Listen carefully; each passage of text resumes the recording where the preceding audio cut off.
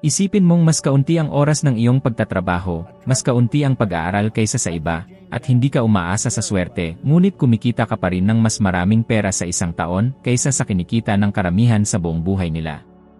Parang imposible, hindi ba? Ngunit paano kung sabihin ko sa iyo na ang mismong pagkakasalungatang ito ang nagpapanatili sa napakaraming tao na nakakulong sa kakulangan? At ang kabaligtaran, ang pag-iisip ng iba, ang tunay na nagbubukas ng pinto sa mabilis at matalinong pagpapalago ng iyong kita. Napansin mo na ba na mula pagkabata ay nakondisyon tayo na maniwala sa mga bagay na hindi natin pinili? Karamihan sa mga tao ay lumalaki na nakakarinig ng mga parirala tulad ng, hindi pinupulot ang pera, kailangan mong magtrabaho ng todo para makamit ang anumang bagay, o hindi iyan para sa mga tulad natin. Ang mga ideyang ito, na paulit-ulit na sinasabi, ay pumapasok sa ating isip at nagiging paniniwala na parang mga ganap na katotohanan. Ang problema ay hindi ito ang ating orihinal na paniniwala, ito ay isang uri ng di nakikitang program na namana natin mula sa pamilya, paaralan, at lipunan. At ang mismong program na ito ang naglilimita sa kita ng napakarami, maging ng pinakamasipag na manggagawa. Para bang may kisami, isang limitasyon na walang sinuman ang nakakakita, ngunit laging naroroon na nagpapanatili sa lahat sa parehong antas. Mas nagtatrabaho ka, mas nagsisikap ka, ngunit parang hindi ka kailanman nakakalagpas sa halagang iyon sa katapusan ng buwan. Naisip mo na ba kung bakit nangyayari ito? Hindi dahil kulang ka sa kakayahan o dahil walang mga oportunidad. Ito ay dahil ang iyong subconscious ang nagpasya na kung hanggang saan ka lang kayang umabot. Para itong isang thermostat, gaano man kalaki ang init mula sa labas, aayusin pa rin nito ang temperatura upang bumalik sa nakaprograma nitong antas. Naranasan ko mismo ito. Sa loob ng maraming taon, naniwala ako na ang tanging paraan upang umunlad ay ang pagkuha ng anumang trabahong makuha ko at pagiging kontento sa kaunti. At sa tuwing tila bumubuti ang mga bagay, may mangyayari at babalik ako sa umpisa. Nakuha ko lang na masira ang hadlang na yon nang mapagtanto ko na ang mga tinig na nagsasabing, hindi iyan para sa iyo, ay hindi kailanman naging sarili kong tinig. Sa sandaling iyon, naintindihan ko na ang tunay na bilangguan ay hindi sa labas, kundi sa sarili kong isip. Maraming tao ngayon ang nakakulong sa parehong siklo. Masipag silang nagtatrabaho, nagsisikap sila, ngunit dala-dala nila ang isang program na kumukumbinsi sa kanila na hindi sila karapat-dapat sa higit pa. Dahil dito, kahit na may lumitaw na oportunidad, sinasabotahin nila ang kanilang sarili ng walang kamalayan. Napansin mo na ba kung paano ang ilang tao, kapag nakatanggap ng aumento o bonus, ay muling nalubog sa utang sa maikling panahon? Hindi iyan masamang swerte, ang panloob na program ang kumikilos para ibalik sila sa tingin nila ay normal. Tinatawag itong sistema ng mga naglilimitang paniniwala ng modernong psikolohiya. Ipinapakita ng pananaliksik na inilathala sa mga journal ng financial therapy na ang mga taong naniniwala na madumi ang pera o na ganid ang mga mayayaman ay, sa karaniwan, mas mababa ang kita, mas maraming utang, at mas nagdurusa sa pagkabalisa sa pananalapi. Ibig sabihin, hindi sapat ang magtrabaho ng mas maraming oras o maghanap ng bagong trabaho. Hanggat hindi nagbabago ang paniniwala, hindi rin magbabago ang resulta. Para itong pagtatangkang patakbuhin ang modernong program sa lumang computer, gaano man karami ang iyong pagsisikap, hindi lang kayang suportahan iyon ng sistema. Kapag naintindihan mo ito, mapagtatanto mo na hindi ikaw ang problema, kundi ang program na pinayagan mong mailagay sa iyo. At ang magandang balita ay, anumang program ay maaaring palitan. Ang iyong utak ay hindi isang makina na may nakapirming code. Ito ay flexible, madaling umangkop at masasanay na tanggapin ang bagong katotohanan. Isang katotohanan kung saan karapat-dapat ka sa kasaganaan, kung saan ang kumita ng higit ay hindi kasalanan, kung saan ang umunlad ay hindi nangangahulugang pagsasamantala sa iba. At dito mayroong di maiwasang tanong na bumabangon, ano ang mga parirala, ideya, at konsepto tungkol sa pera na dala-dala mo pa rin ngayon nang hindi man lang kinukwestiyon ang mga ito? Dahil, hanggat hindi mo dinadala ang mga ito sa malay na kamalayan, patuloy silang gumagana sa likod ng mga eksena, nagpapanatili sa iyong kita sa dati nitong antas. Ito ang unang hakbang para sa anumang pagbabagong pinansyal, ang huminto sa paniniwalang ang kahirapan ay kakulangan ng oportunidad at magsimulang mapagtanto na ang tunay na hadlang ay nasa loob mo. Ang sandali na matuklasan mo ito ay parang tinamaan ng kidlat. Naaalala ko ng eksakto kung kailan ko unang naintindihan na ang problema ko ay hindi kakulangan ng pagsisikap, kundi ang paraan ng pag-iisip ko tungkol sa pera. Para bang nagmamaneho ako sa buong buhay ko na naka-handbrake, at sa sandaling iyon lang tuluyang nababa ko ito. At kapag binitiwan mo, mapagtatanto mong kaya mong lumampas sa inaakala mo. Iyan ang kapangyarihan ng pagsira sa di nakikitang program, ang pagbibigay espasyo para sa isang bagong realidad ng pananalapi na laging naghihintay para sa iyo. Kapag tinanong ko ang isang tao kung ano ang pinakamalaking halaga na nakayanan nilang kitain sa isang taon, karamihan ay agad na sumasagot na parang ang bilang na iyon ay isang tiyak na marka ng kanilang potensyal. Ngunit ang halos walang sinumang nakakaalam ay ang halagang ito ay hindi kumakatawan sa kanilang tunay na posibilidad, kundi ang punto kung saan nagpasya ang kanilang isip na huminto. Para bang ang subconscious ay sumulat ng isang di nakikitang linya na nagsasabing, hanggang dito ka lang. At hanggat hindi nabubura at napapalitan ang linyang ito, laging makakahanap ang buhay ng paraan upang ibalik ka sa parehong antas. Napansin mo na ba na maraming tao, kapag nakakuha ng malaking umento o isang gintong oportunidad, ay di kalaunan ay nahaharap sa pagbaba na nagbabalik sa kanila sa kung saan sila nagsimula? Hindi nila napagtatanto na hindi ang merkado o masamang swerte, kundi ang sarili nilang isip na umaangkop sa limitasyon na sa tingin nito ay normal. Ito ay eksaktong tulad ng isang panloob na thermostat. Kung nakaprograma ito para sa 20 grado, maaari itong uminit sandali, ngunit sa lalong madaling panahon ay bumalik sa parehong temperatura. Ganoon din ang nangyayari sa iyong kita. Naranasan ko mismo ito. Sa loob ng maraming taon, tila gaano man ako magsumikap, ang aking kinikita ay laging nananatili sa parehong halaga. At kapag, sa ilang dahilan, mas maraming pera ang dumating, may lilitaw upang kunin ito. Di inaasahang gastos, maling pagpipilian, maging mga aksidente. Para bang nakahanap ang buhay ng malikhaing paraan upang ipaalala sa akin kung ano ang aking kisam. Nakuha ko lang na tunay na malampasan ito nang maunawaan ko na ang kisam na iyon ay imahinasyon lamang, isang gawa ng aking isip. Tinatawag ito ng psikolohiya na financial set point. Ang bawat tao ay may nakabaon na numero sa isip tungkol sa kung magkano ang nararapat nilang kitain. Maaaring ang numerong ito ay nagmula sa kita ng kanilang mga magulang, mga pag-uusap na narinig nila noong bata pa, mga paghahambing na ginawa sa paaralan, o maging ang unang sweldong natanggap. Nang walang kamalayan, tinatanggap mo ang halagang ito na parang isang sentensya, at sa bawat oras na lumapit ka rito, may nagsisimulang umayon sa iyong pag-ugali para ibalik ka sa antas na iyon. Kaya't maraming tao ang nabubuhay sa mga siklo ng pagtaas at pagbaba, ngunit hindi kailanman nakakagawa ng tunay na paglukso. Ngayon, mag-isip ng mabuti, ano ang pinakamalaking halaga na natanggap mo sa loob ng 12 buwan? Ang halagang ito ay hindi lang isang data point. Ipinapakita nito kung saan nakatayo ang iyong panloob na limitasyon ngayon. Hindi mahalaga kung kaya mong gumawa ng mas marami, kung nagtataglay ka ng lubhang mahalagang kasanayan, o kung puno ng oportunidad ang merkado. Kung hindi tatanggapin ng iyong isip ang bagong antas, babalik ka ng walang kamalayan sa dati. Kinumpirma ito ng pananaliksik. Ibinunyag ng mga pag-aaral sa financial behavior na ang mga taong may mas malawak na paniniwala tungkol sa pera ay may posibilidad na patuloy na magpapataas ng kanilang kita, habang ang mga naniniwalang mayroon silang nakapirming limitasyon ay nananatili, kahit na sila ay nasa mga sektor na nag-aalok ng mataas na potensyal ng paglago. Ang pagkakaiba ay hindi sa kapaligiran, kundi sa mental na program na dala ng bawat tao. Ang malaking pagbabago ay nangyayari kapag napagtanto mo na ang kisam na ito ay hindi totoo. Umiiral lamang ito dahil tinanggap mo bilang katotohanan ang isang ideya na hindi mo kailanman kinukwestiyon. At kapag sadyang sinimulan mong muling tukuyin ang bilang na iyon, lahat ay nagbabago. Nagsisimula kang makita ang iyong sarili na karapat-dapat sa mas malalaking halaga, nagsisimulang umaakit ng mga oportunidad na dati mong binaliwala, at gumagawa ng mga desisyon na dati ay wala kang lakas ng loob. Para itong pagbubukas ng pinto na laging nasa harap mo, ngunit tila nakakandado.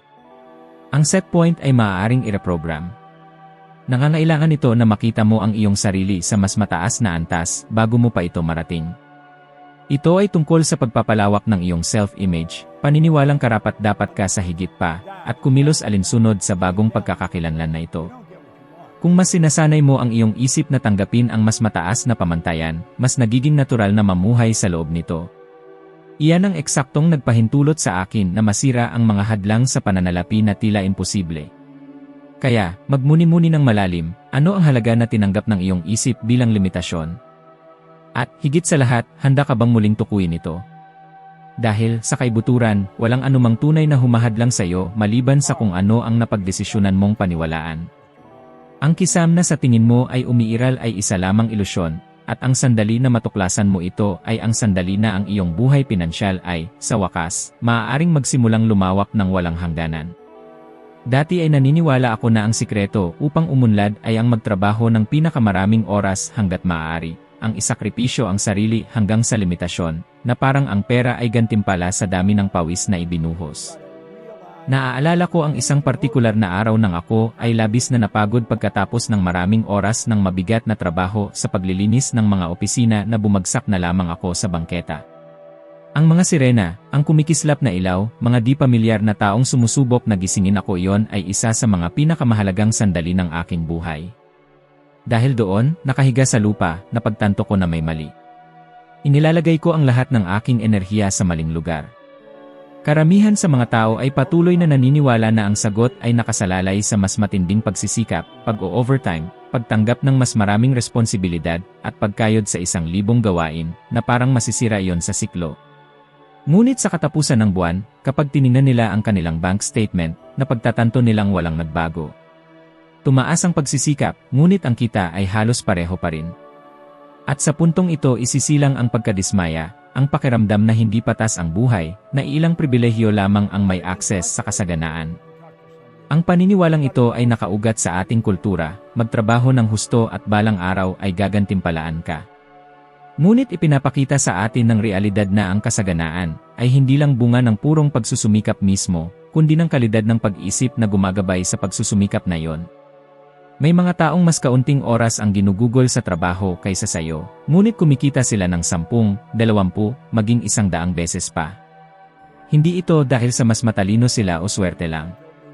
Nangyayari ito dahil naintindihan nila na ang pisikal na pagsisikap na walang direksyong mental ay parang pagtakbo sa treadmill, napapagod ka, pinagpapawisan ka, pero sa huli, nananatili ka sa parehong kinaroroonan. Ako mismo ay nabuhay sa ilusyong ito sa loob ng maraming taon. Sa tuwing kailangan ko ng mas maraming pera, ang otomatikong solusyon ay mas magtrabaho ng husto. Ngunit habang mas nagtatrabaho ako, mas pakiramdam ko ay nakulong ako. Para itong sinusubukang punuin ang isang balde na may butas, gaano man karaming tubig ang ibuhos ko, palagi itong nauubos. At iyan mismo ang pakiramdam na nararanasan ng maraming tao maging ngayon. Mas mahabang oras ang kanilang ginugugol, isinasakripisyo ang mga weekend, pinapabayaan ang oras sa pamilya at sariling kalusugan, para lang matuklasan na nasa eksakto pa rin silang pinagsimulan. Ang hindi naiintindihan ng ilang tao ay hindi basta-basta tumutugon ang pera sa dami ng pagsisikap na ibinibigay mo.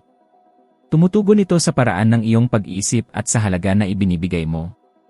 Kaya may mga pagod na doktor, dedikadong guro, at walang pagod na manggagawa na halos hindi makaraos, habang ang iba ay nakahanap ng ibang modelo ng pag-isip at namumuhay ng sagana. Ang pagkakaiba ay hindi sa pagiging marangal ng trabaho mismo, kundi sa mental na pananaw na gumagabay sa mga desisyon. Pagkatapos akong himatayin sa kalye, doon ko sa wakas naintindihan. Maaari akong magpatuloy na ulitin ang paternong iyon sa buong buhay ko, at hindi makarating kahit saan, o maaari kong baguhin ang paraan ng pag-isip ko tungkol sa pera. At ang pagbabagong iyon ay nagsisimula sa pag-unawa na hindi ang dami ng pagsisikap ang nagtatakda ng iyong kita, kundi ang antas ng kamalayan mo tungkol dito. Nang ibaling ko ang focus na iyon, napagtanto ko na mas marami akong kikitain sa pamamagitan ng pag-organisa ng mga sistema, pagpapalawak ng mga resulta, at pagtulong sa mas maraming tao, sa halip na basta ipagpalit ang mas maraming oras ng aking buhay para sa ilang karagdagang dolyar sa dulo ng buwan. Ang totoo, ang matinding pagsusumikap na walang direksyon o estratehiya ay isa lamang bitad. Nagbibigay ito ng ilusyon ng pag-unlad, ngunit sa realidad, ikinukulong ka nito sa isang siklo ng pagkapagod at limitasyon. Ang tanong na tunay na nagpapabago ay ito, gusto mo bang magpatuloy na magdagdag ng oras ng pagsisikap, umaasa na masisira nito ang siklo, o handa kang baguhin ang paraan ng pag-isip mo tungkol sa pera at, sa paggawa nito, buksan ang pinto sa ganap na magkakaibang resulta? Dahil, sa huli, hindi ang dami ng trabaho ang nagpapayaman sa isang tao. Ito ay ang kalinawan ng pag-isip na gumagabay sa bawat hakbang. May isang tahimik na batas na gumagabay kung paano dumadaloy ang pera, at hindi ito nakasalalay sa swerte, kawanggawa, o kung sino ang kakilala mo. Sinasabi ng batas na ito na ang iyong kita ay palaging proporsyonal sa halaga na ibinibigay mo sa mundo. Hindi lang ito tungkol sa pagsisikap, kundi tungkol sa tatlong napakalinaw na salik: ang pangangailangan sa ginagawa mo, ang kakayahan mong gawin ito ng may kahusayan, at ang hirap na makahanap ng taong makakapagpalit sa iyo. Nang maintindihan ko ang pormulang ito, tila may tabing na inalis sa aking mga mata. Napagtanto ko na hindi kailanman ang pera ang problema. Ang problema ay ang paniniwala ko na dapat lang akong mag-focus sa mas matinding pagtatrabaho. Samantala, ang iba ay nagtatayo ng mga kayamanan hindi dahil sa mas masipag sila kaysa sa akin, kundi dahil sila ay naging kailangan sa isang bagay na may malaking halaga para sa ibang tao. Iyan ang pagkakaiba sa pagitan ng walang tigil na pagsusumikap at pagiging isang bihira at mahalagang individual. Ipinakita mismo ito ng pananaliksik mula sa Harvard Business Review. Ang mga profesional na nasa tuktok ng salary pyramid ay hindi ang mga pinakamaraming oras ang ginugugol sa trabaho, kundi ang mga nakapagpaunlad ng mga bihirang kasanayan na may mataas na epekto at mahirap palitan. Ito rin ang dahilan kung bakit ang isang artificial intelligence programmer ay maaaring kumita ng mas malaki sa isang buwan kaysa sa isang taong nagtatrabaho sa loob ng maraming taon sa paulit-ulit na mga tungkulin. Hindi ito kawalang katarungan, ito ay ang aplikasyon ng universal na batas na ito. Malinaw kong naaalala ang sandali na naging maliwanag sa akin ang ideyang ito. Nasa departamento ako ng bumbero, napakaliit ng kinikita, nakulong sa isang routine na walang iniaalok na kinabukasan. Pagkatapos, nang basahin ko ang Think and Grow Rich, nagsimula kong makita na kung gusto ko talagang baguhin ang buhay ko, hindi sapat na maghanap lang ng mas magandang trabaho. Kailangan kong maging mas mahusay mismo. Hindi sa paraan ng pakikipagkumpetensya sa iba, kundi sa pagtataas ng antas ng aking kasanayan at halaga hanggang sa punto na hindi na ako kayang ipagwalang bahala ng mundo. Iyon ang susi na nagtulak sa akin na magbukas ng sarili kong negosyo sa paglilinis. Hindi na lang ako naglilinis ng mga opisina, lumilikha ako ng isang organisado, maaasahan, at dekalidad na serbisyo, isang bagay na mahirap palitan. Ang resulta ay, sa loob lamang ng isang taon, nakabuo ako ng mahigit sa $100,000, nang walang karanasan, walang diploma, ngunit sa pamamagitan ng paglalapat ng batas na ito ng halaga. Kapansin-pansin kung gaano karaming tao ang gustong dagdagan ang kanilang kita, ngunit bihirang tanungin ang sarili, ang ginagawa ko ba ngayon ay may tunay na pangangailangan? Kasama ba ako sa mga pinakamahusay dito? At gaano kahirap akong palitan? Kung ang sagot ay kayang gawin ng kahit sino ang ginagawa mo, kung gayon limitado ka ng isang kisam sa kita na mahihirapan kang lampasan. Gaano man karami ang trabaho mo, gaano man karaming pagsisikap ang ibigay mo, dahil ang merkado ay hindi lang nagbibigay ng gantimpala sa isang bagay na madaling kopyahin. Ang pag-unawang ito ay maaaring magdulot ng kakulangan sa ginhawa, ngunit maging ng pakiramdam ng paglaya. Dahil nangangahulugan ito na kung ngayon ay nararamdaman mong nakulong ka sa isang madaling palitan na tungkulin, maaari ka nang magsimula ngayon upang baguhin iyon. Maaari kang mamuhunan sa pag-aaral ng isang bihirang kasanayan, maaari kang magpasya na magpakadalubhasa, maaari kang magpursigi ng kahusayan sa isang bagay na tunay na kailangan ng tao. At kapag ginawa mo iyon, hindi maiiwasang magbabago ang equation, tataas ang iyong kita dahil nagsimula ka nang maglaro sa ibang antas. Isipin ang isang tulad ni Steve Jobs. Hindi lang siya gumawa ng mga computer, gumawa siya ng mga karanasan na napakanatatangi kaya naging hindi mapapalitan ang mga ito. Ang buong mundo ay humihingi ng tanging siya at ang kanyang koponan lang ang kayang mag-alok. At kaya siya nagtayo ng isang imperyong nagkakahalaga ng $1 billion.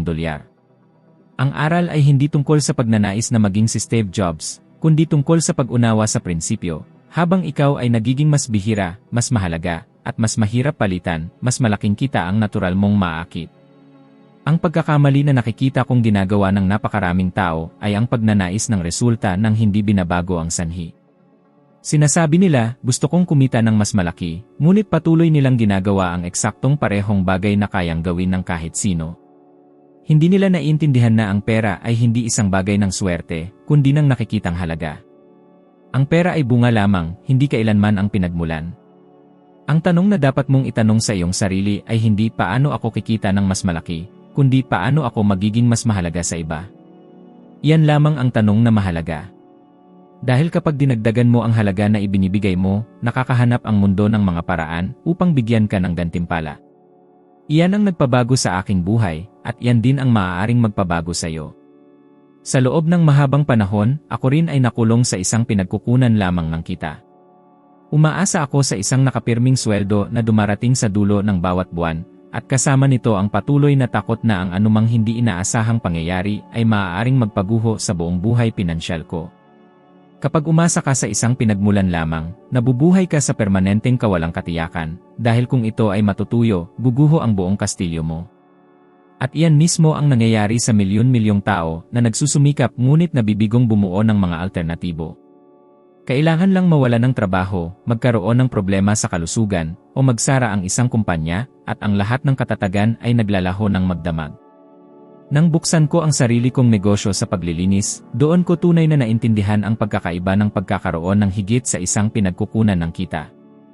Sa simula, nililinis ko ang mga opisina ng mag-isa, isa-isa. Ngunit hindi nagtagal ay napagtanto ko na kung gusto ko talagang lumago, kailangan kong lumikha ng mga proseso, umupa ng mga tao, at lumawak. Di nagtagal, hindi na lang ang direkta kong pagsisikap ang nagdadala ng pera, kundi ang trabaho ng isang buong koponan na gumagana ng organisado. Nagsimulang dumaloy ang pera mula sa maraming direksyon, sa iba't ibang oras, nang hindi ko kailangang naroon para sa bawat solong detalye. Ito ang isa sa pinakamalaking paghahayag ng aking buhay, hindi ko kailangang pisikal na sangkot sa lahat ng bagay para patuloy na pumasok ang pera. At ito mismo ang naghihiwalay sa mga nabubuhay ng paycheck to paycheck mula sa mga nabubuhay ng may kalayaan. Hanggat umaasa ka sa isang pinagkukunan lamang, ang buhay mo ay palaging nasa bingit ng panganib. Ngunit kapag nagsimula kang lumikha ng maraming pinagkukunan ng kita, mayroong nangyayaring malakas, nababawasan ang kawalang katiyakan, natutunaw ang takot, at lumilitaw ang pakiramdam ng pagpapalawak. Maaari kang natutulog, naglalakbay, naglalaan ng oras sa pamilya, at patuloy pa rin na umiikot ang pera. Iyan ang tunay na kahulugan ng kalayaan. Maraming tao ang naniniwala na ang pag-iba-iba ng kita ay nangangailangan ng maraming paunang puhunan, ngunit hindi iyan totoo. Ngayon, lalo na sa internet, mayroong hindi mabilang na posibilidad upang lumikha ng mga bagong pinagkukunan nang hindi nangangailangan ng malalaking pamumuhunan. Maaari itong maging isang kasanayan na mayroon ka na at maaaring gawing online course, isang dagdag na serbisyo na iniaalok mo kasama ng iyong kasalukuyang trabaho, konsultasyon, isang digital na produkto, isang estratehikong partnership. Ang sikreto ay hindi sa pagsisimula ng malaki, kundi sa simpleng pagsisimula. Siyempre, hindi lahat ng ideya ay gagana.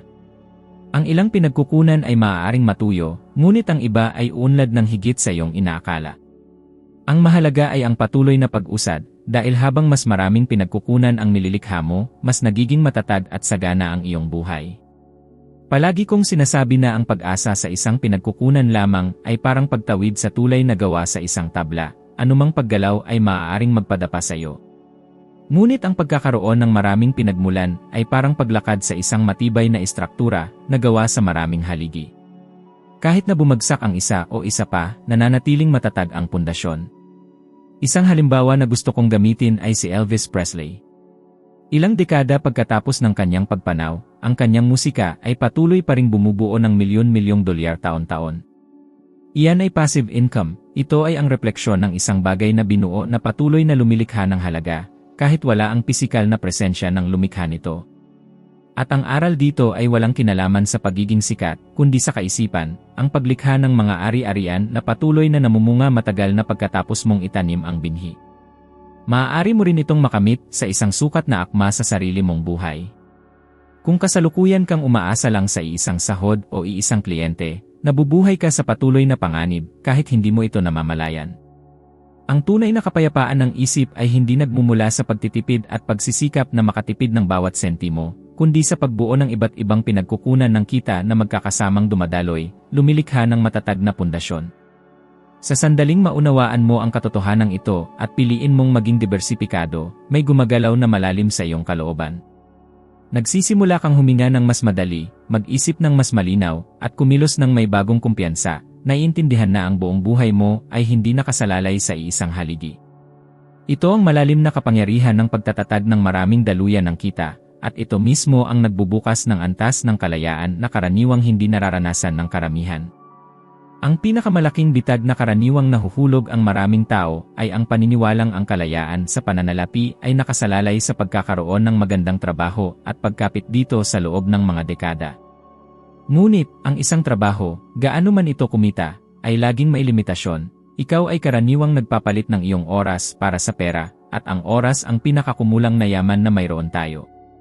Mayroon akong parehong 24 na oras tulad ng iba, at gaano man kasipag ang aking pagtatrabaho, hindi kailanman lumawak ang bilang na yon. Noon ko naunawaan, kung tunay kong nais makamit ang tunay na kalayaan, kailangan kong bumuo ng mga sistema na tumatakbo nang hindi ako direktang kasama. Ito ang naging isa sa pinakamalaking pagbabago sa takbo ng aking buhay.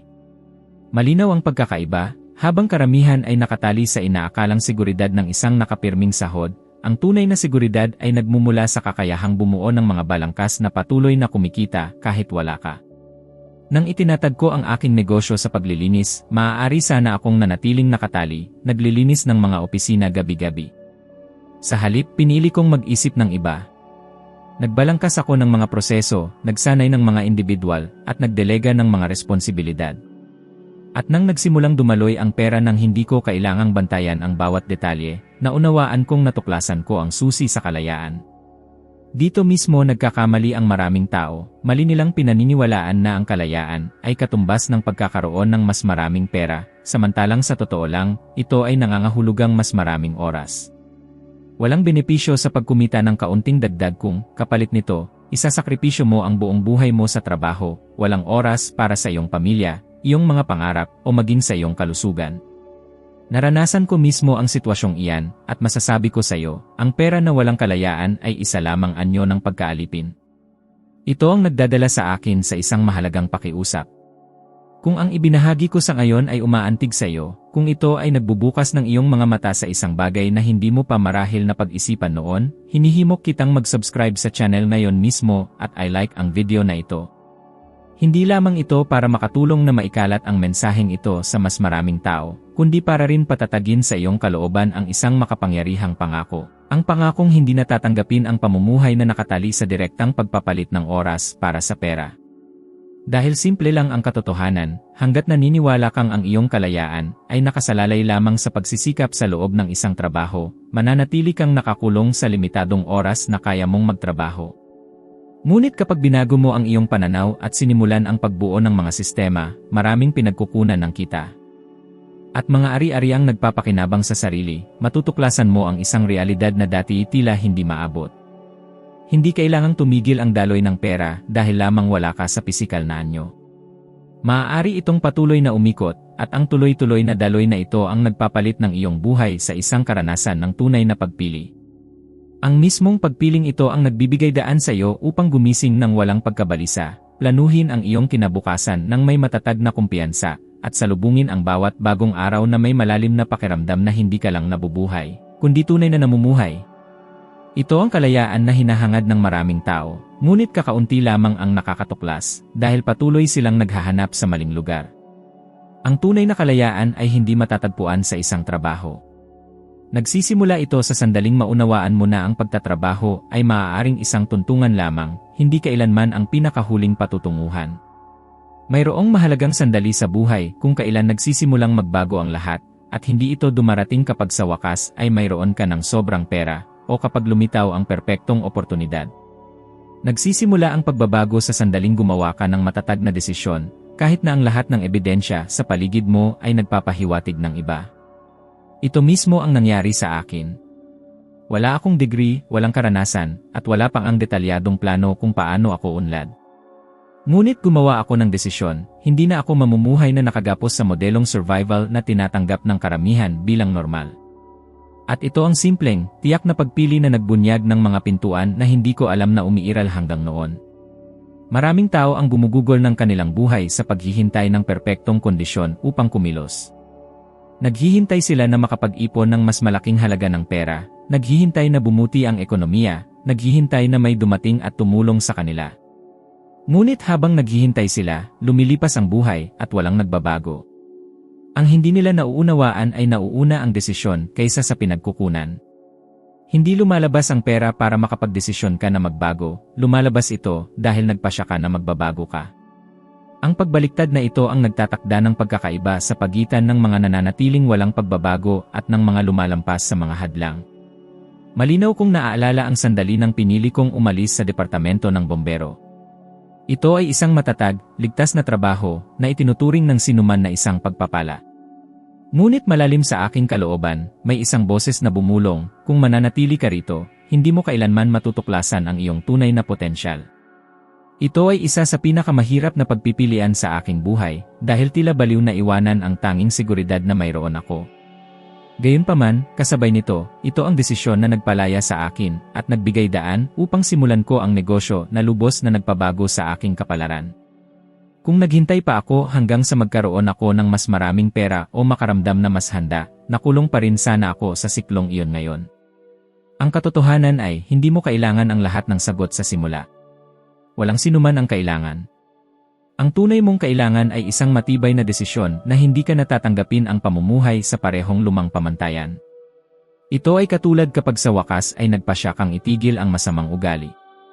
Sa simula, maaaring ito ay nakakapanibago o nakakatakot pa nga, ngunit ang kapangyarihan ng desisyong iyon ay napakalaki kaya't nagsisimula itong ayusin ang mga pangyayari pabor sa iyo. Ang mga oportunidad na laging naroroon ay nagsisimulang makita ng iba.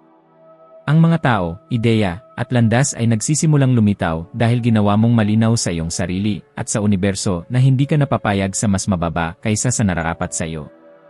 At kahangahangang obserbahan kung paano ang desisyong ito ay hindi lamang isang gawain pangkaisipan, kundi isang pagbabago sa enerhiya.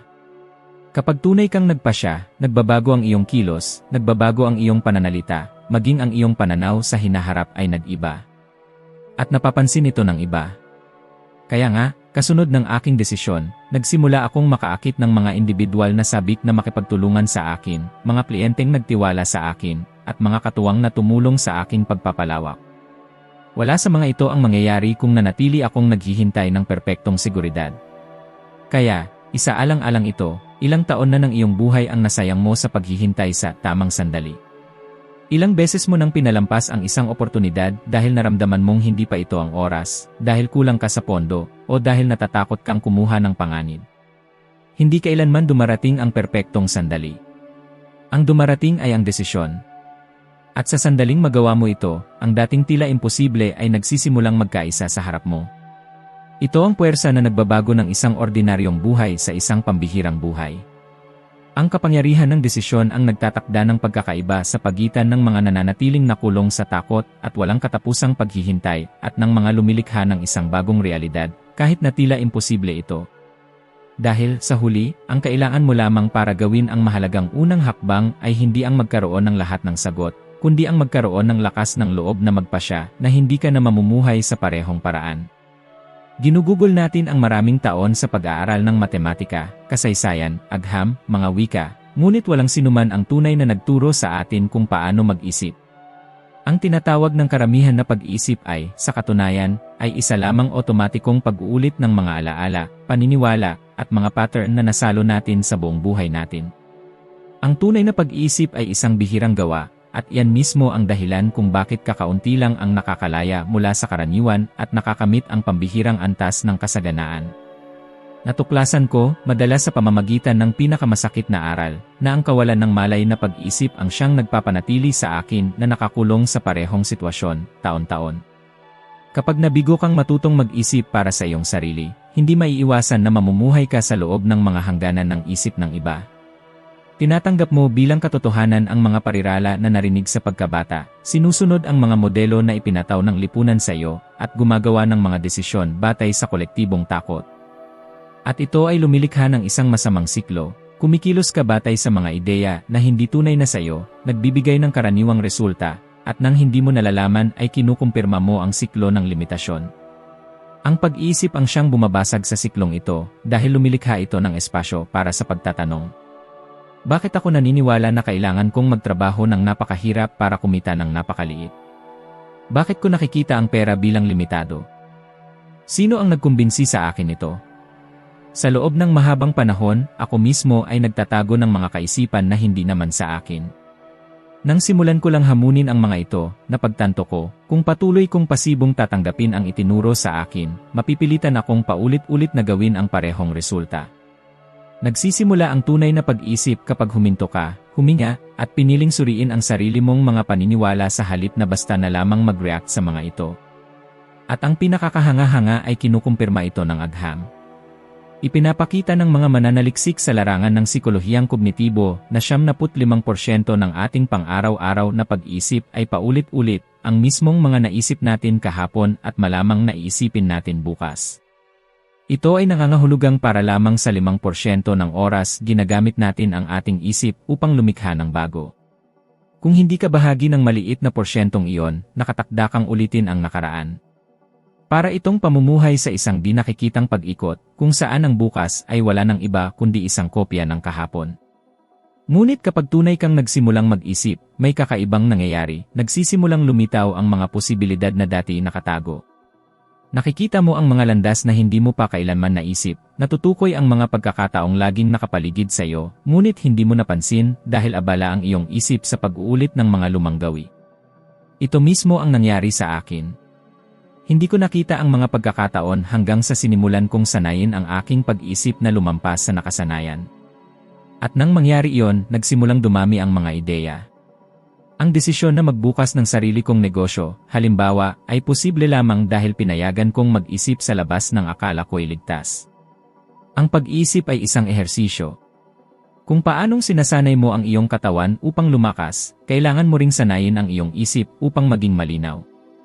Nangangahulugan ito ng paglalaan ng mga sandali ng iyong araw para lamang magmuni-muni, magsulat, mag-imagine. Nangangahulugan ito ng pagkwestiyon sa sarili mong mga konklusyon at hindi pagtanggap ng mga handa ng sagot. Kapag natuto kang gawin ito, magsisimulang magbago ang iyong buhay pinansyal, dahil ang iyong isip ay hindi na lamang tagapagparami ng mga paniniwalang naglilimita, kundi nagiging lumikha ng mga katotohanan. At ang totoo, walang sinumang nagsabi nito sa iyo, dahil walang interes ang isang sistema sa mga taong nag-isip para sa kanilang sarili. Mas madali ang panatilihing masunurin ang lipunan, kumokonsumo, at nagtatrabaho sa loob ng pamantayan. Ngunit hindi mo kailangang tanggapin ang papel na yan. Maaari mong piliing mag-isip ng tunay, piliing kontrolin ang iyong isip at, sa gayon, ang iyong buhay pinansyal. Ang tanong na gusto kong manatiling umalingaw sa iyo ay simple. Kailan ka huling huminto upang tunay na mag-isip, hindi upang umulit, kundi upang lumikha?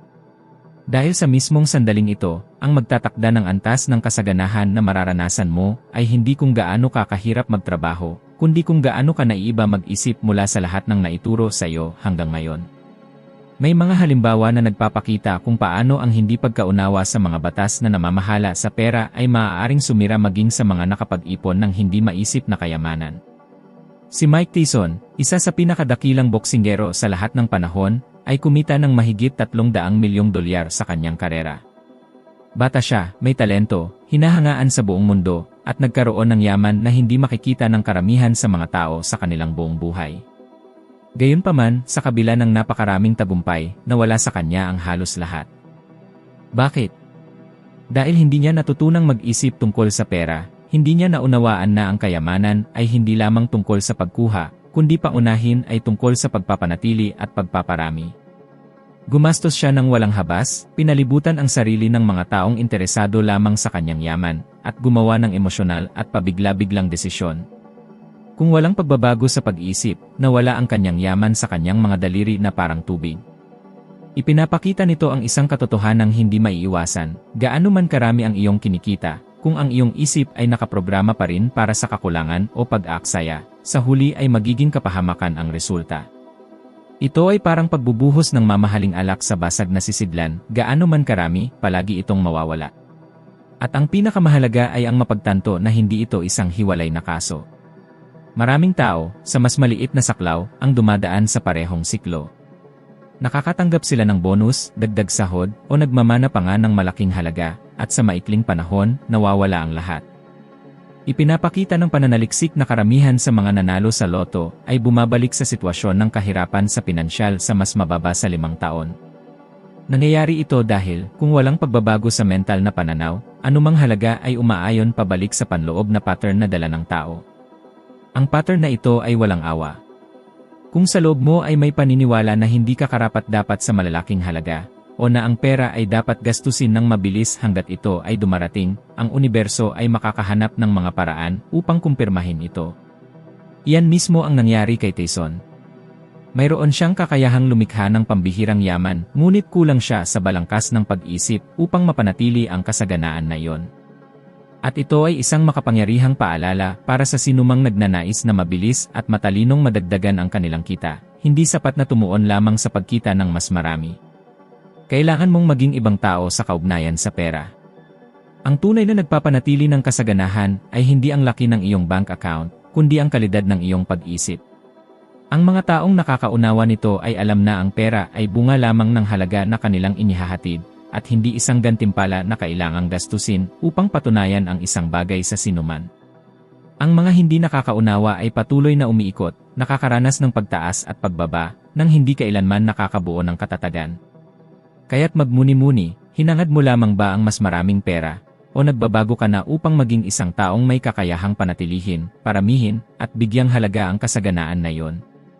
Dahil ang kwento ni Tyson ay masakit na nagpapatunay na hindi talento, hindi swerte, o maging ang sipag ang nagbibigay ng pamatagalang kasaganahan. Ito ay ang tamang pag-isip. Kung wala ito, maging ang isang napakalaking yaman ay maaaring maglaho sa isang iglap. Mayroong kapansin-pansing halimbawa na perpektong naglalarawan ng kapangyarihan ng paglikha ng isang bagay na patuloy na bumubuo ng kita kahit pagkatapos mong huminto sa pagtatrabaho, si Elvis Presley. Ilang dekada matapos ang kanyang kamatayan, ang kanyang musika ay patuloy pa ring kumikita ng milyon-milyong dolyar bawat taon. Pag-isipan mo iyan sandali. Wala na siya rito, ngunit ang kanyang trabaho, ang kanyang pamana, ang kanyang mga ari-arian ay patuloy na gumagawa ng yaman ng walang tigil. Hindi lamang ito tungkol sa kasikatan o talento sa musika, ito ay tungkol sa pagbuo ng isang bagay na may pangmatagalang halaga, isang bagay na patuloy na nagsisilbi, gumagalaw, at nakakaapekto sa mga tao sa paglipas ng panahon. Ito ang tunay na konsepto ng mga ari-arian, ang iyong nililikha, inoorganisa, o inihahanda upang patuloy na gumana ng malaya sa iyong presensya. Sa aking kaso, nang magpasya akong palawakin ang aking kumpanya ng paglilinis, napagtanto ko na hindi ko na kailangang naroroon sa bawat opisina, sa bawat silid, kasama sa bawat detalye. Nagkaroon ako ng nakabalangkas na proseso, kumuha ako ng mga tao, lumikha ako ng mga sistema. At kahit wala ang aking pisikal na presensya, patuloy na pumapasok ang pera. Para akong nagtanim ng mga buto na sumibol at nagbunga sa kanilang sarili. Iyon ang unang pagkakataon na naunawaan ko, sa praktikal na paraan, ang kapangyarihan ng pagpapalaya sa sarili mula sa direktang pagpapalit ng oras para sa pera. Gayunpaman, ang karamihan sa mga tao ay nagtatrabaho sa kanilang buong buhay sa isang bagay na humihinto sa pagbibigay ng kita sa sandaling huminto sila. Kung sila ay magkasakit, kung kailangan nilang lumiban, kung sila ay matanggal sa trabaho, guguho ang lahat. At iyan mismo ang dahilan kung bakit sila nabubuhay sa patuloy na takot, dahil ang kanilang seguridad ay nakatali sa isang manipis na sinulid, ang kanilang kakayahang naroroon. Ngunit kapag sinimulan mong bumuo ng mga ari-arian, maging ito ay isang negosyo, isang automated na serbisyo, isang ari-arian, isang digital na produkto, o anumang gumagana kahit walang iyong pang-araw-araw na interbensyon, ang iyong buhay ay ganap na magbabago. Hihinto ka sa pamumuhay sa survival mode at magsisimulang maranasan kung ano ang tunay na kalayaan. Ang nakakabighani ay sa ngayon, sa teknolohiya at mga pagkakataong magagamit, hindi pa kailanman naging ganoon kadaling lumikha ng isang bagay na gumagana sa modelong ito. Hindi mo kailangang maging isang bituin sa musika tulad ni Elvis o magtatag ng isang multinasyonal na korporasyon. Isang online na kurso, isang digital na aklat, isang channel ng nilalaman, isang franchise, isang serbisyong maaaring kopyahin, lahat ng ito ay mga buto ng ari-arian. Ang mahalaga ay ang maunawaan na ang kalayaan ay hindi nagmumula sa mas maraming trabaho, kundi sa pag-isip kung paano paramihin ang halagang ibinibigay mo sa paraang maaaring mabuhay ng mag-isa. Patuloy na kumikita si Elvis dahil nagtayo siya ng isang bagay na hindi namamatay kasama niya. Ano ang iyong binubuo ngayon na maaaring patuloy na magbunga bukas? Ito ang tanong na nagtatakda kung ang iyong kita ay palaging nakasalalay sa iyong pisikal na presensya, o kung isang araw ay makakabalik ka upang mapagtanto na ang iyong trabaho ay patuloy na nagsisilbi, tumutulong, at umuunlad, kahit na magpasya kang magpahinga, maglakbay, o maglaan ng sarili sa mga bagong proyekto. Dito nakasalalay ang tunay na katalinuhan sa pananalapi, sa paglikha ng isang bagay na nabubuhay ng lampas sa iyong agarang pagsisikap at nagiging tuloy-tuloy na pinagmumulan ng kasaganahan. Ang pera ay isang enerhiya, at tulad ng lahat ng enerhiya, ito ay gumagalaw patungo sa daloy. Hindi ito nananatili kung saan may pag-aantala, takot, o pagtutol.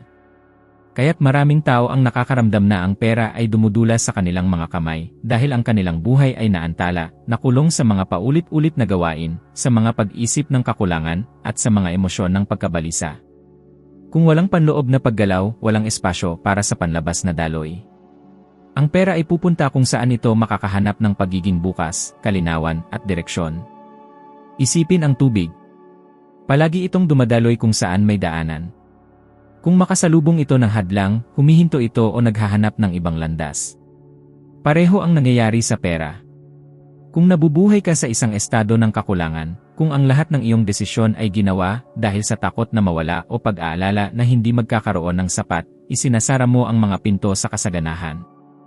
Ngunit kapag nagsimula kang lumikha ng mga ideya, mag-alok ng mga solusyon, kumonekta sa ibang tao, at palawakin ang iyong pananaw, binubuksan mo ang mga channel kung saan malayang makakagalaw ang pera. Malinaw na ipinapakita ito ng pananaliksik sa psikolohiyang pang-ekonomiya. Ipinapakita ng mga pag-aaral na ang mga taong nag-ugnay ng pera sa isang bagay na negatibo, tulad ng kasakiman, dumi, o pagkakasala, ay may tendensyang magkaroon ng mas mababang kita, mas mataas na antas ng utang, at mas malaking stress sa pananalapi. Ang mga taong tumitingin sa pera bilang isang positibong mapagkukunan, bilang isang kasangkapan para sa paglago at kontribusyon, ay hindi lamang may mas malaking pagkakataong umunlad kundi nag-ulat din ng mas mataas na antas ng kaligayahan at kagalingan. Sa madaling salita, ang iyong emosyonal na relasyon sa pera ay isang salik na nagtatakda kung gaano karami ang maaari mong akitin at panatilihin. Ako mismo ay kinailangan kong baguhin ang relasyong ito. Sa loob ng maraming taon, naniwala ako na ang pera ay isang bagay na malayo, halos hindi maaabot para sa mga taong tulad ko. Sa tuwing dumarating ang isang mas malaking halaga, kaakibat nito ang pakiramdam ng pagkakasala o takot na mawala ang lahat ng mabilis. Para bang, sa kaibuturan, hindi ko pakiramdam na karapat-dapat ako. At dahil mismo sa paniniwalang iyon, nauwi ako sa paglikha ng mga sitwasyon kung saan aalis ang pera.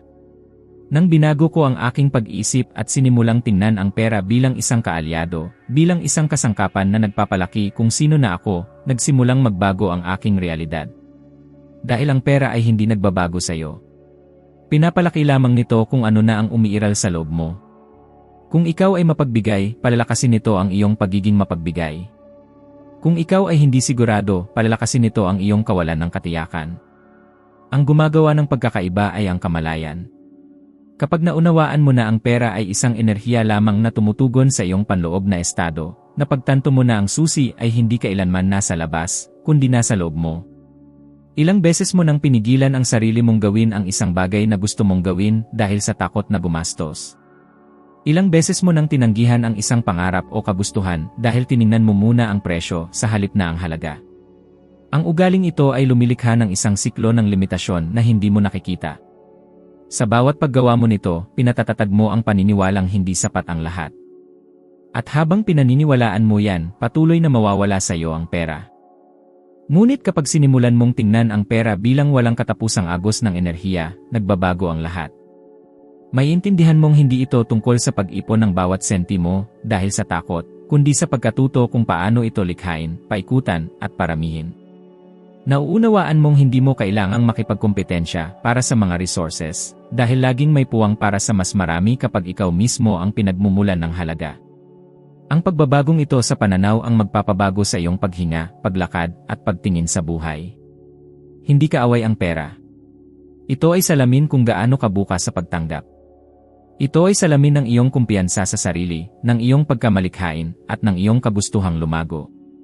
Habang mas naintindihan mo ang katotohanan ito, mas napagtatanto mong ang kasaganaan ay hindi nakasalalay sa merkado, sa ekonomiya, o sa kung sino ang nasa kapangyarihan.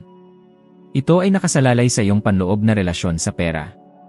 Ang relasyong ito ang nagtatakda kung malaya itong dadaloy sa iyo o patuloy na mawawala sa iyong mga daliri. Kung tunay mong gustong baguhin ang iyong sitwasyong pinansyal, kailangan mong maintindihan na ang malalaking pagbabago ay hindi nangyayari ng sabay-sabay, kundi sa pamamagitan ng kabuuan ng maliliit ngunit tuloy-tuloy na pagsulong. Mayroong isang simple ngunit makapangyarihang prinsipyo na kayang baguhin ang iyong buhay, ang pagpapabuti ng 1% bawat araw. Ito ay maaaring mukhang maliit, halos walang saysay, ngunit kapag naipon sa paglipas ng panahon, lumilikha ito ng pambihirang pagtalon. Isipin mong ilapat ito sa loob ng 30 magkakasunod na araw. Sa pagtatapos ng isang buwan, hindi ka na ang parehong tao. Mas matalas ang iyong mga kasanayan, mas malinaw ang iyong isip, mas matibay ang iyong kumpiyansa sa sarili. Ang prosesong ito ay lumilikha ng isang pataas na spiral, kung saan ang bawat pagsulong ay nagtutulak sa susunod, at sa bawat siklo, lumalawak ang iyong buhay pinansyal. Ang hamon na ito ng 1% ay hindi tungkol sa pagsisikap na gawin ang lahat ng sabay-sabay. Ang pagkakamali ng maraming tao ay ang pagnanais na tuluyang baguhin ang kanilang buhay sa loob ng 1 linggo at pagkatapos ay sumusuko kapag hindi sila nagtagumpay. Ang susi ay nasa pagiging consistent sa pagtatalaga sa maliliit na pagpapabuti araw-araw na, kapag pinagsama-sama, ay nagbubunga ng napakalaking pagkakaiba. Isipin ang isang tao na nagpasya, sa loob ng 30 araw, na matuto ng bagong bagay araw-araw tungkol sa kanilang propesyonal na larangan o maglinang ng kasanayan na magpapataas ng kanilang halaga sa merkado. Sa pagtatapos ng panahong iyon, ang taong ito ay nakalamang na sa karaniwan at mas handa ng bumuo ng mas malaki at mas sustainable na kita. Nakakamangha ang matematika sa likod ng prosesong ito. Ang pagpapabuti ng 1% bawat araw, sa loob ng 1 taon, ay hindi nagreresulta sa pagpapabuti ng 365%. Sa compounding effect, umaabot sa mahigit 37 beses ang paglago. Nangangahulugan ito na sa loob ng 12 buwan, maaari kang maging isang ganap na bagong bersyon ng iyong sarili, na may pananaw at kakayahang bumuo ng mga resulta na ngayon ay tila hindi maabot. Ito ang kapangyarihan ng maliliit na hakbang araw-araw, na minamaliit ng karamihan sa mga tao. Naranasan ko mismo ang prinsipyong ito nang hindi ko man lang namamalayan. Nang magpasya akong mag-aral araw-araw, kahit sandali lang, at maglapat ng isang bagong kaalaman sa bawat pagkakataon, nagsimulang magbago ang aking buhay. Hindi ito agarang pagtalon, kundi tuloy-tuloy na pag-aayos na, sa paglipas ng mga buwan, ay lumikha ng bagong paraan ng pag-isip, bagong antas ng kakayahan, at bilang resulta, isang bagong katayuan sa pananalapi. Parang pag-akyat sa hagdanan, bawat hakbang ay maaaring mukhang maliit, ngunit kapag lumingon ka, mapagtatanto mo ang taas na narating mo na. Ang hamon na ito ng 1% ay hindi nangangailangan na iwanan mo ang lahat ng ginagawa mo o kumuha ng malalaking panganib. Humihingi lang ito sa iyo ng pangako na umunlad ng kaunti bawat araw. Maaaring ito ay pagbabasa ng ilang pahina ng isang libro na nagpapalawak ng iyong pananaw, paglalaan ng ilang minuto sa pag-isip ng mga bagong ideya sa negosyo, pagprapraktis ng isang kasanayan na magpapataas ng iyong halaga, o kahit pagbabago ng isang maliit na saloobin patungkol sa pera, tulad ng pagpapalit ng kaisipan ng kakulangan sa kaisipan ng kasaganaan. Ang bawat maliit na pag-aayos ay muling magpoprograma sa iyong isip, magbubukas ng espasyo para sa lalong malalaking resulta. Ngayon isipin kung ano ang magiging buhay mo sa loob ng 1 taon kung tatanggapin mo ang hamong ito. Ano kaya ang pakiramdam ng gumising na alam mong hindi ka lang nabubuhay kundi patuloy na lumalago? Ano kaya ang pakiramdam ng lumingon at mapagtanto na hindi ka na ang parehong tao na nililimitahan ng mga lumang paniniwala, kundi isang taong naging may kakayahang lumikha ng kasaganaan ng natural? Iyan ang pangako ng 1%. Maliliit na pagsulong, araw-araw, na lumilikha ng pagbabagong napakalalim na halos tila mahika. Ngunit hindi ito mahika. Ito ay disiplina, ito ay desisyon, ito ay pagiging consistent. Heto ang imbitasyon na ibinibigay ko sa iyo, pumili ng isang maliit na aksyon ngayon na kumakatawan sa isang hakbang patungo sa iyong kalayaan sa pananalapi. Ulitin mo ito bukas, at sa susunod na araw, at ipagpatuloy ito sa loob ng 30 araw. Sa pagtatapos ng panahong iyon, napatunayan mong kaya mong lumikha ng tunay na pagbabago. At kapag napagtanto mo ang epekto nito, gugustuhin mong ipagpatuloy, dahil mararamdaman mo mismo na ang sikreto ay hindi kailanman nasa paghihintay ng malaking pangyayari, kundi sa pagpapasya na maging, bawat araw, 1% lamang na mas mahusay kaysa kahapon. Ganyan lumalaki ang iyong kita, lumalawak ang iyong pananaw, at nagsisimulang sumalamin ang iyong buhay sa kasaganaan na laging naghihintay sa iyo. Mayroong isang konsepto na ilan lamang ang tunay na nakaintindi, ngunit ito ang nagtatakda ng pinansyal na kapalaran ng sinuman, ang panloob na kapaligiran ay laging nananaig sa panlabas. Madalas nating pinaniniwalaan na ang ating kita ay nakasalalay sa ekonomiya, sa gobyerno, sa kumpanya na pinagtatrabahuhan natin, o maging sa swerte. Ngunit ang totoo ay ang lahat ng ito ay refleksyon lamang ng nangyayari sa loob natin. Kung ang iyong panloob na mundo ay nakaprograma para sa kakulangan, maaari kang manirahan sa isang mayayamang bansa, sa isang maunlad na sektor, napapalibutan ng mga oportunidad, at gayunpaman ay hindi pa rin umunlad. Gayunpaman, kung ang iyong isip ay nakaprograma para sa kasaganaan, makakahanap ka ng paraan saan man, kahit sa pinakamahirap na sitwasyon. Ito ay matindi kong naranasan mismo. Nagkaroon ng panahon kung kailan halos lubos na hindi pabor sa akin ang aking panlabas na mga kondisyon. Kulang ako sa formal na edukasyon, mga resources, at makapangyarihang koneksyon. Ngunit nagpasya akong linangin ang isang naiibang pananaw sa loob ng aking sarili. Pinili kong maniwala na kaya kong bumuo ng kayamanan, kahit na walang anumang bagay sa paligid ko ang nagkukumpirma nito. At tiyak na ang panloob na kapaligirang ito ang, unti-unti, nagsimulang lumikha ng mga bagong panlabas na sitwasyon. Ang tila imposible ay nagsimulang magkatotoo dahil may isang bagay sa loob ko ang nagbago na muna. Kinukumpirma ng mga pag-aaral sa positive psychology at neuroscience ang prinsipyong ito. Natuklasan ng mga mananaliksik na ang mga taong naglilinang ng positibong paniniwala at malinaw na pananaw para sa hinaharap ay may mas mataas na tibay sa harap ng mga krisis, mas malaking pagkamalikhain upang makahanap ng mga solusyon, at bilang resulta, mas malaking kakayahan na makabuo ng kita. Sa madaling salita, hindi ang panlabas na kapaligiran ang humuhubog sa panloob, kundi ang kabaligtaran. Malamang nakita mo na ang mga taong, sa gitna ng parehong krisis, ay nag-react ng lubos na magkaiba. Habang nawala ang lahat sa ilan, ang iba naman ay lumikha ng mga bagong oportunidad. Ang pagkakaiba ay hindi sa krisis mismo, kundi sa kung ano ang dala nila sa loob nila. Para bang ang iyong isip ay isang projector? Kung ano ang iyong pinagyayaman sa loob ay siya ring nagpapakita sa labas. Kung nagpo-project ka ng takot, kawalan ng seguridad, at kakulangan, iyan ang makikita mo sa mundo. Ngunit kung nagpo-project ka ng kumpiyansa, pananaw, at kasaganaan, iyan ang magsisimulang lumitaw. Ang nakapagpapabagong tanong ay, ano ang iyong ipino-project ngayon? Dahil, gusto mo man o hindi, ang iyong pinansyal na realidad ay sumasalamin lamang sa kung ano ang napagpasyahan mo ng paniwalaan. Naaalala ko ang isang panahon kung kailan, pagod na pagod pagkatapos ng mahabang mga araw, seryoso akong nag-isip na sumuko. Sa sandaling iyon, sumisigaw ng kakulangan ang panlabas na kapaligiran. Ngunit sa loob ko, isang maliit na tinig ang nagsabi, patuloy na maniwala. Ito ang panloob na detalye na pumigil sa akin na huminto. At nang hindi ako huminto, nagsimulang umayon ang panlabas. Lumitaw ang mga tao, sumulpot ang mga oportunidad, namulaklak ang mga ideya.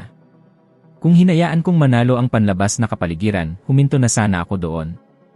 Karamihan sa mga tao ay sumusubok na magbago mula sa labas papasok. Gusto nila ng mas magandang trabaho, mas paborableng ekonomiya, mas maraming suporta mula sa iba.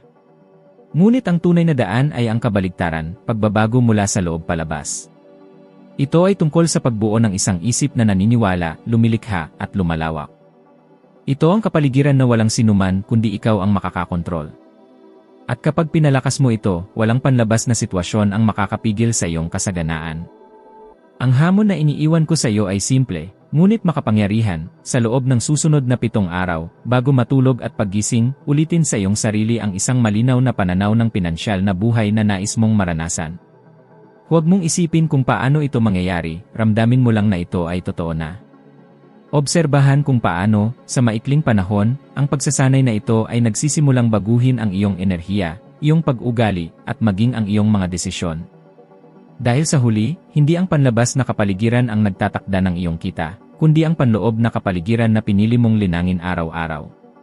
Mayroong isang salik na ganap na nagpapabago kung paano mo harapin ang pera, ngunit halos hindi ito napag-uusapan, ang bilis ng pagdedesisyon.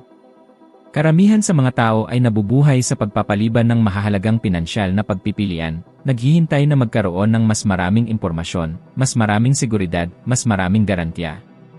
Ngunit ang hindi nila napagtatanto ay may mataas na kapalit ang pagkaantala na ito. Sa bawat pagkakataon na hinahayaan mong dumaan ang isang oportunidad dahil sa kawalan ng pagpapasya, nagbabayad ka ng isang hindi nakikitang presyo, ang presyo ng nawalang oras. Maaga ko itong natutunan nang magkaroon ako ng pagkakataong palawakin ang aking negosyo sa paglilinis. Marami sa paligid ko ang nagsabi sa akin na maghintay, huwag itong isugal, at suriin itong mas mabuti. Kung nakinig ako sa mga boses na yon, nalampasan ko sana ang oportunidad na nagpabago sa aking buhay. Hindi dahil mayroon na akong lahat ng kasagutan, kundi dahil mabilis akong nagpasya, bago pa ako maparalisa ng takot. Ang totoo ay ang pinakamatagumpay na tao ay hindi yung laging gumagawa ng perpektong pagpipilian, kundi yung mabilis na nagpapasya at nagwawasto ng kanilang landas habang gumagalaw. Ipinapakita ng mga pag-aaral sa pag-ugali na ang pag-aalinlangan ay direktang may kaugnayan sa pagkabalisa at stress sa pananalapi. Ang mga patuloy na nagpapaliban sa mga desisyon sa pamumuhunan, pagbabago sa karera, o mga bagong proyekto ay karaniwang nabubuhay sa paulit-ulit na pagkadismaya dahil hindi sila nakakabuo ng tunay na lakas o momentum. Samantala, ang mga mas mabilis magdesisyon ay hindi lang umaabante, kundi mas marami ring natututunan dahil kumikilos sila at umaangkop habang nasa proseso. Mahilig ang pera sa bilis. Gumagalaw ito patungo sa pagkilos. Hindi ito nangangahulugang kumilos ng walang pag-isip, kundi nangangahulugan ito ng pagtitiwala sa iyong pananaw at intuisyon, at paggawa ng unang hakbang bago pa man mamayani ang takot. Ilan na bang pagkakataon ang pinalampas mo dahil sa labis na paghihintay? Ilang beses mo nang alam, sa kaibuturan ng iyong puso, na dapat kang kumilos, pero hinayaan mong lumipas ang pagkakataon dahil naghahanap ka ng mga kasiguraduhan. Ako mismo ay nakakita na ng mga taong di ka panipaniwala ang talento na napag-iwanan dahil lang sa nag-atubili sila. Samantala, ang iba na hindi gaanong handa ay umunlad dahil mas maaga silang nagdesisyon. Ito ay isang katotohanang kailangan harapin ng bawat isa. Hindi ginagantimpalaan ng mundo ang mga maraming alam, kundi ang mga nagdedesisyon at mabilis kumilos. Madalas, ang iyong kita ay hindi nililimitahan ng kakulangan sa pinagkukunan, kundi ng pag-aantala sa pagkilos sa kung ano ang nasa harapan mo na. Kaya naman, simulan mong sanayin ang bilis ng iyong paggawa ng desisyon. Sadyain mong piliin na huwag nang ipagpaliban ang mga pagkakataon na mas magtiwala sa iyong sarili at umangkop habang sumusulong. Ang simpleng pagbabagong ito ang maaaring maging pagkakaiba sa pagitan ng pananatiling nakatigil o sa wakas ay maranasan ang pinansyal na kalayaan na iyong minimithi.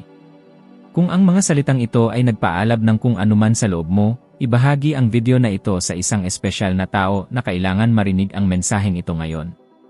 Marahil ito ay isang kaibigan, isang kapamilya, isang kakilala mo na mayroong parehong pag-aalinlangan at limitasyon na minsan mo ring naramdaman.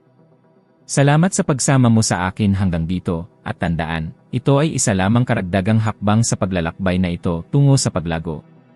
Abangan kita sa susunod na video.